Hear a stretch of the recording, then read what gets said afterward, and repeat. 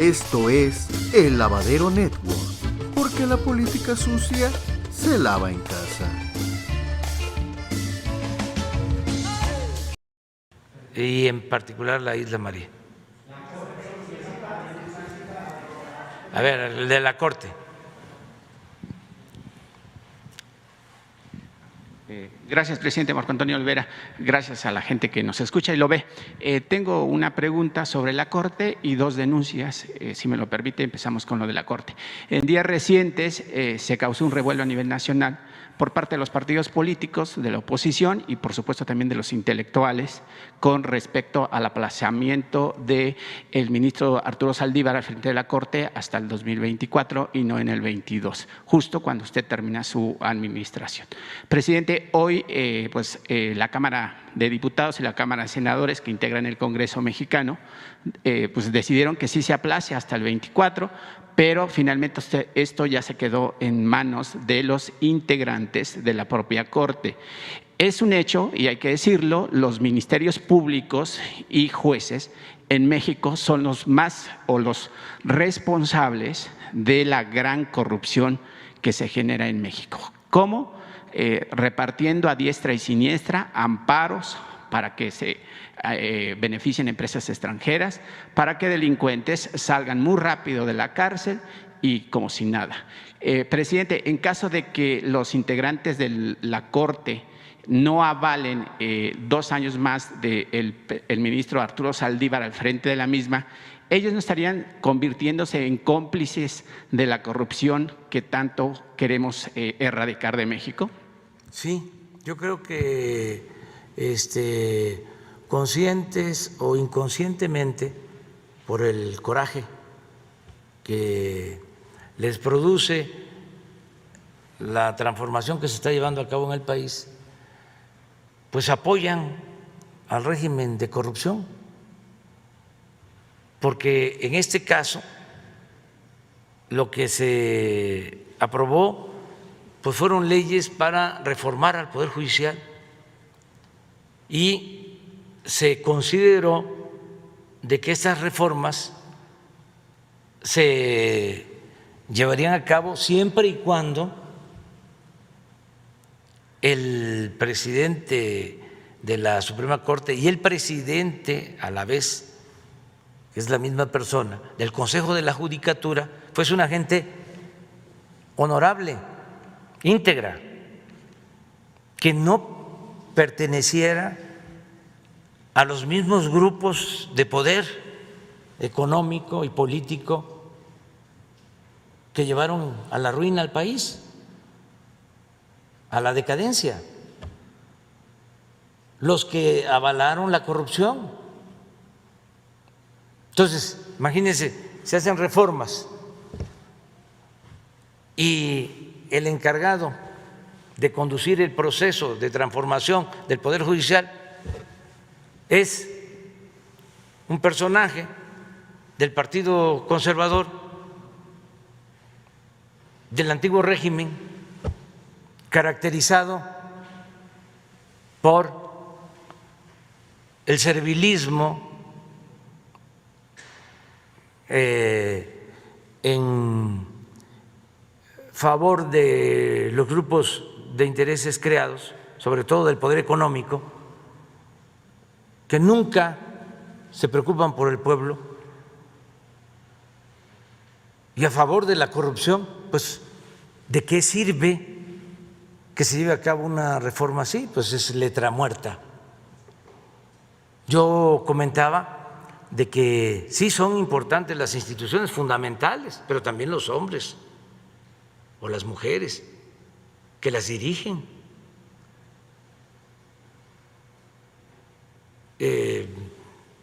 Decía yo en una ocasión, y lo sostengo, guardadas todas las proporciones, sin Hidalgo no hubiese habido independencia, o no hubiese habido una independencia que subrayara la necesidad de justicia.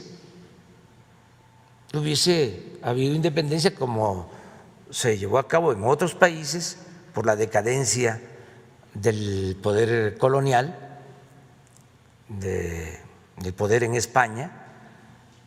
La independencia de los países de América Latina casi se hizo al mismo tiempo, pero la independencia de México tiene una peculiaridad. Aquí no solo se luchó por la independencia política, aquí se luchó por la justicia. Hidalgo proclamó la abolición de la esclavitud y Morelos quería la igualdad. Entonces, sin estos dos curas rebeldes extraordinarios, pues no hubiese sido lo mismo, guardadas todas las proporciones. Sin Juárez, ahí sí, seguro, no hubiese habido reforma, porque el proceso de independencia se da por una situación de carácter externo, aun cuando existían condiciones internas para un cambio, sobre todo por la explotación y la opresión en que vivían la mayoría de los mexicanos. Pero en el caso de la reforma, ahí sí, es Juárez el que encarna esa transformación.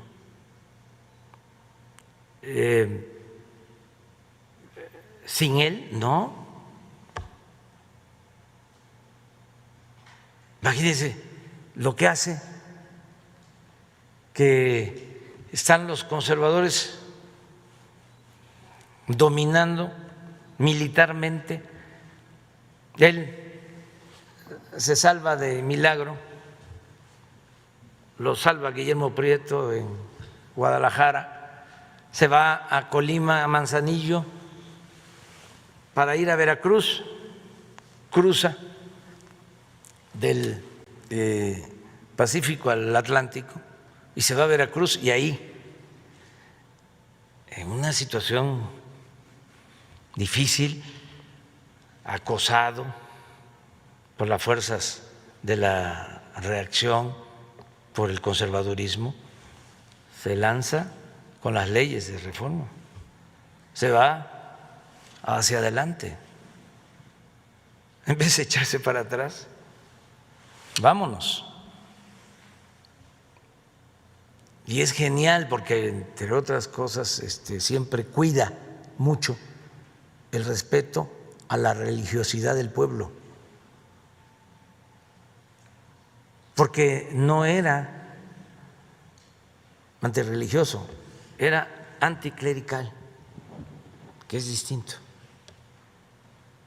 Entonces, en los textos, cuando lleva a cabo esa acción histórica, utiliza incluso palabras bíblicas en los textos. Ojalá y en esta decisión contemos con el apoyo de la divina providencia. Cosas así, para dejarle claro al pueblo de que no era ir en contra de sus tradiciones, de sus costumbres, de su religión, sino en contra del poder que se acumulaba, poder económico, poder político, y que se tenía que llevar a cabo esa reforma para separar lo religioso de lo civil, que al César lo que es del César y a Dios lo que es de Dios.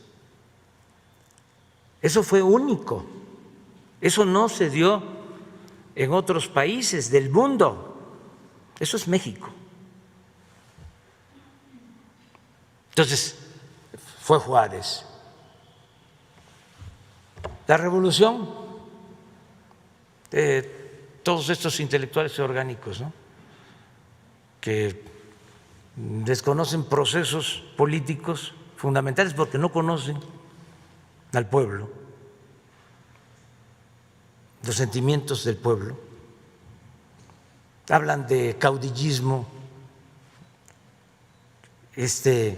como un asunto malo en términos peyorativos. Pero ¿qué hubiese pasado sin Madero?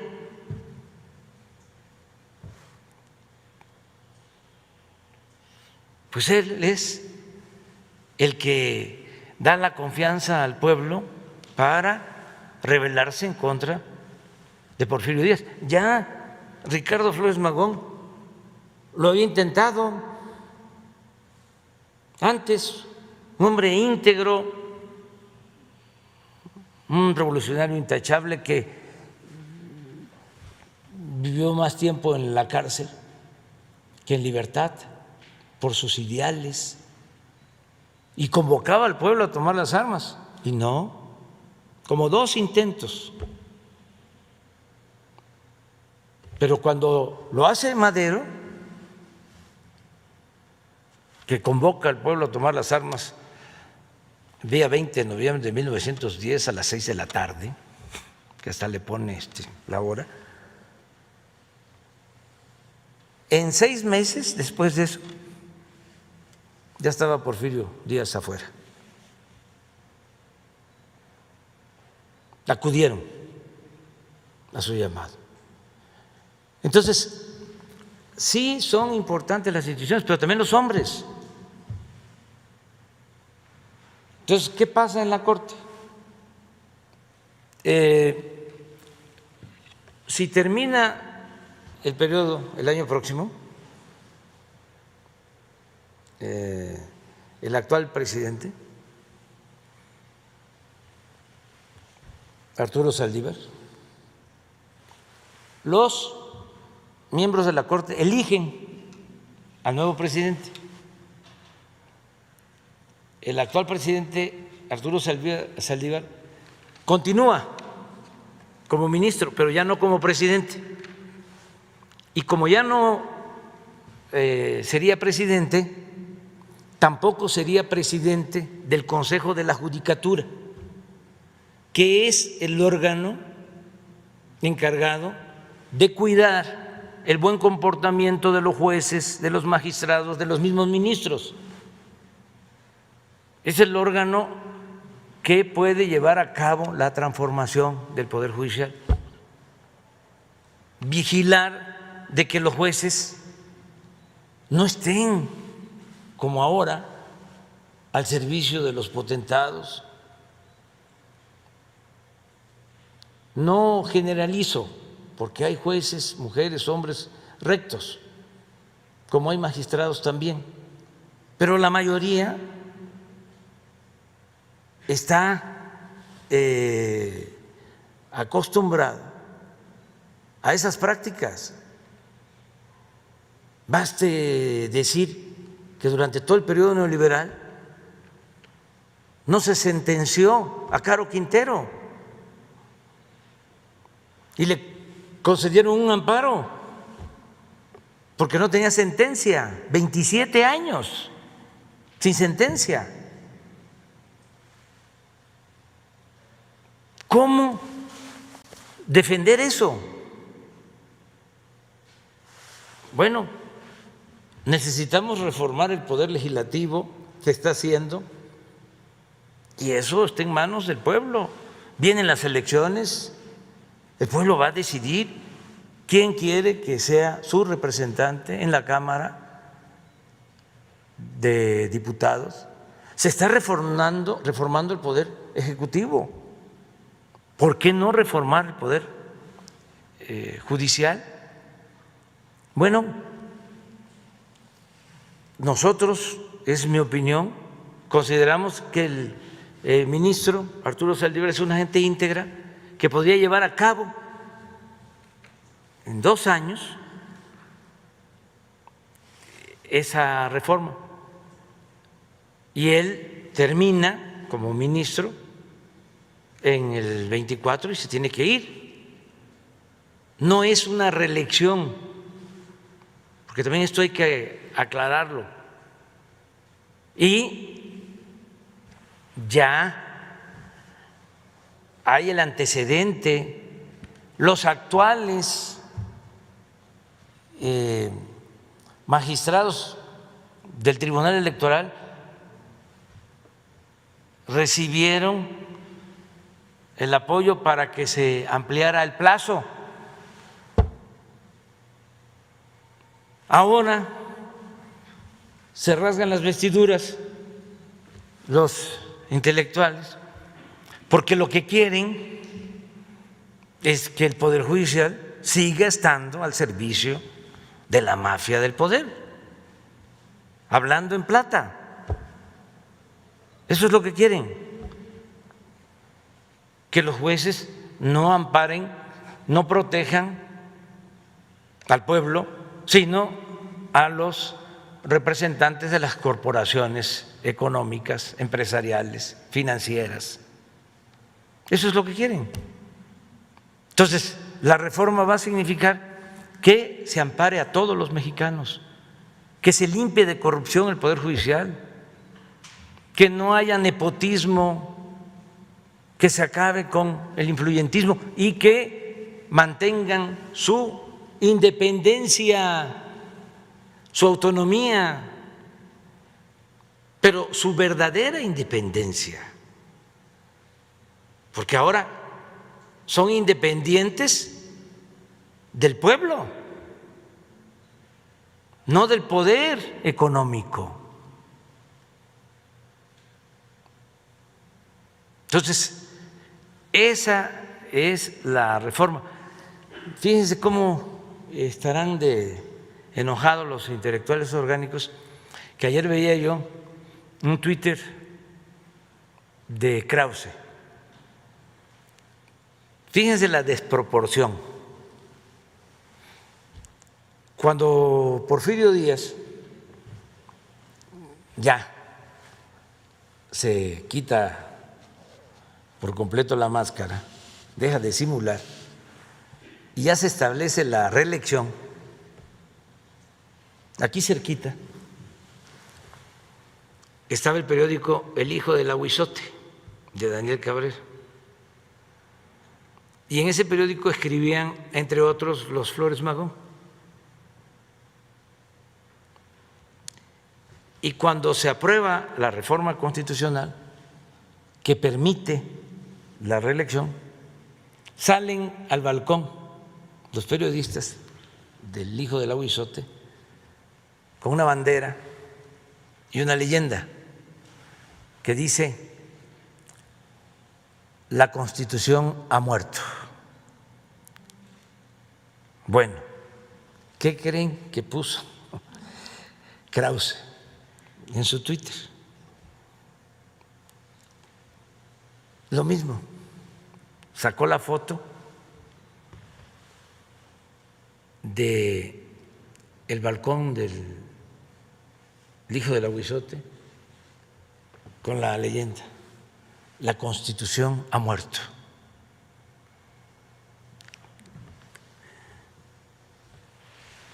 Está como para mi madre bohemio,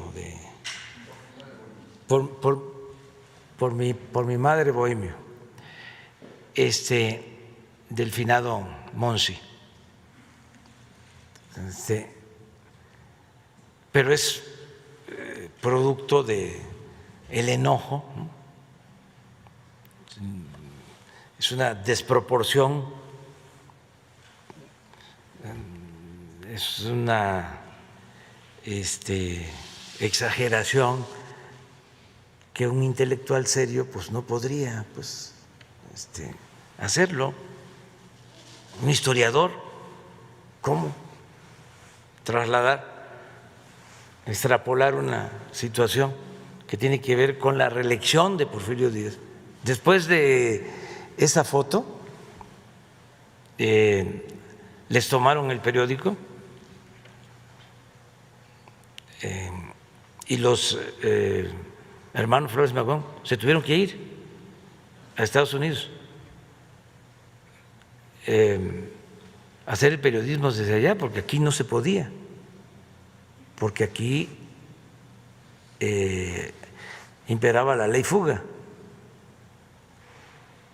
si a Daniel Cabrera no lo eliminaron, aunque estuvo mucho tiempo en la cárcel, varias veces, es porque era un hombre extraordinario. Por eso la sala nueva que está aquí en el Palacio se llama así, Daniel Cabrera, el director del Hijo del Aguizote, para mí el mejor periodista que ha existido en el país. Una segunda pregunta, presidente, si me lo permite, que más bien es una denuncia.